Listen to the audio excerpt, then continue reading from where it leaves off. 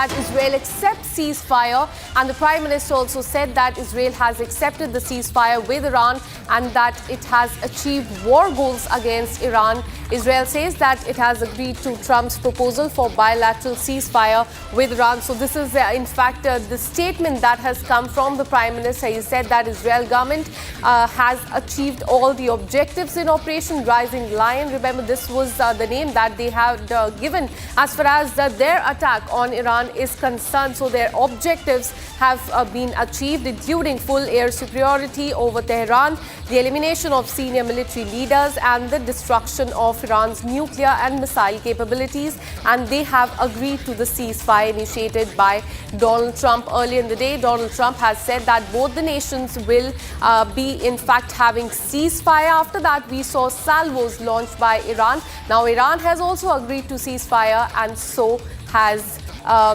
Israel as far as this conflict is concerned. Let me go across to Director of International Relations, Ariella Rosenthal, who is from the Ashdod municipality.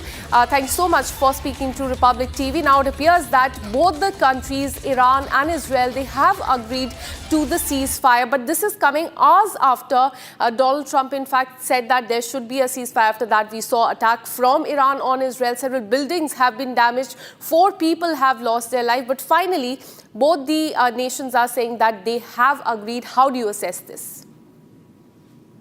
Well, Israel says that it has achieved all the objectives of the operations, hence the dual immediate existential threat on the state of Israel, the nuclear and ballistic missiles. But, you know, unfortunately, Israel has a long history with the terrorist regimes in the Middle East. If it's Iran, it's the Hamas. And we know that ceasefire is very fragile until it becomes a long truce. So